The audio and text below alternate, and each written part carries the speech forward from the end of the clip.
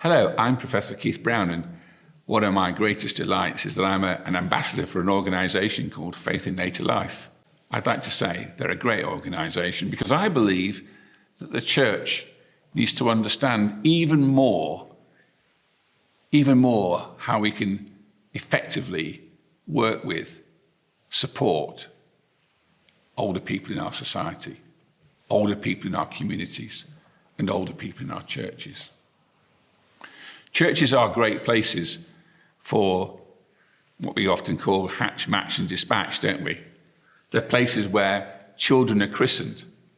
They're places where people come to get married. They're places where people come at the end of their lives to have burials and to be supported in the end of their lives. And for those of you involved in supporting people in that bereavement support, in counselling, in good pastoral care, I want to say thank you. I want to say thank you from the bottom of my heart. It's an important job. But I want to urge us to be even more effective. Part of this series is all about talking about loneliness. Many old people are lonely, particularly those that have lost their partner, their husband or their wife of many years. They're often at home with only television for company. And you going around providing pastoral care, you going around having cups of tea, piece of cake, phoning up, checking up on people, makes a massive difference. I also want to encourage us, though, to understand some what I call technical and practical thoughts here. Have you considered having a lasting power of attorney? Something called the Mental Capacity Act allows us to have something called a lasting power of attorney. There are two sorts of lasting power of attorney.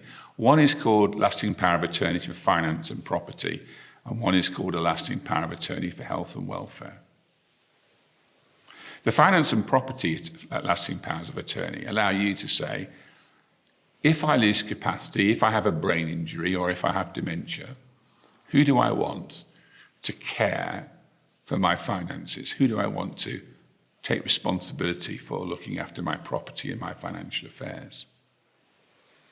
A lasting power of attorney, health and welfare, works in a similar way, but with regards to our personal health issues.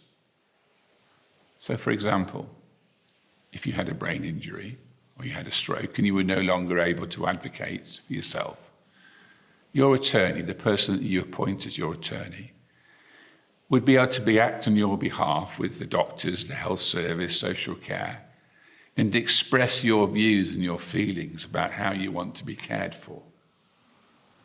Do you want to be resuscitated under all circumstances or only certain circumstances? Do you want to be kept alive on a life support machine indefinitely? Or would you rather allow that to be terminated and switched off? There are ways in which you can express your desires in advance. If you're involved in pastoral care with older people, can I encourage you to understand the importance and significance of lasting powers of attorney?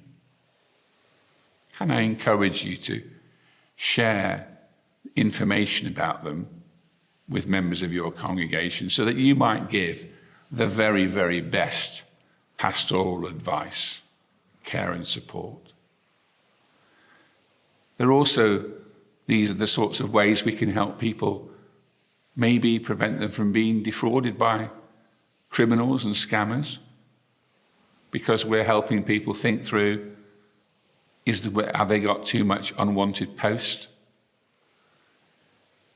My view is that criminals now are so clever that you almost can't prevent yourself from being defrauded. Do you know that criminals sell personal data of lonely older people on the internet and on the dark internet? They call these people suckers. If you know somebody who's been successfully defrauded or been a victim of that sort of crime, criminals will sell their data to other criminals because they'll see them as easy targets. They'll see them as people who they can repeat the offence to time and time again. You can imagine, in particular, there's people in the early stages of dementia with cognitive decline. They can't even remember that they bought a product or given a donation or paid for a service last week, the week before, the week before. And they get caught in an endless cycle of criminals bombarding them. And not just criminals sometimes, unfortunately, sometimes it's charities. Sometimes it's what I call legitimate companies selling products they don't really need. My own mother was sold £3,500 worth of vitamin supplements in the space of 10 days by a salesman who just wanted to meet a sales target. I suspect there was enough vitamin D that she was sold and other products to have killed half the street. There were 16 dustbin bags full. 16 dustbin bags full of unwanted and unused vitamins and vitamin supplements.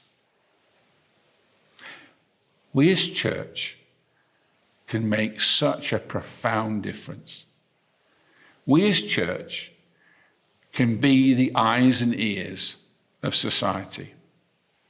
We as church can be God's love in action, responding to, meeting the needs of, and caring for some of the most vulnerable people in our society, a generation who have lived through and given so much so that we could be where we are today. Will you as a church think about how you might drive your ministry to older people to a better place, to a more professional place, to a place where people aren't forgotten, ignored, or just lost? It's quite hard in mission terms, I think, sometimes to persuade young people to change their lives and to give up things to come to church, sports on a Sunday, life's on a Sunday. For many old people, there's nothing on a Sunday. These people are desperate to meet you. These people are desperate to meet people that have compassion, a God-given compassion. It's one of the reasons why I've spent this time doing these films for you. Because I simply want to say to us all, can we not do more?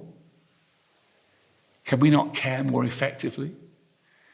Can we not be so revolutionary that the whole world knows that churches care for, value, and support older people in such a way that we are God's love in action, that we are people that make a profound difference in our society?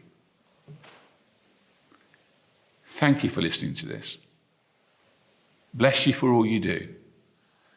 And may God motivate you to want to achieve even more for the sake of the most lost, the most marginalized, and the most vulnerable in our society. Thank you.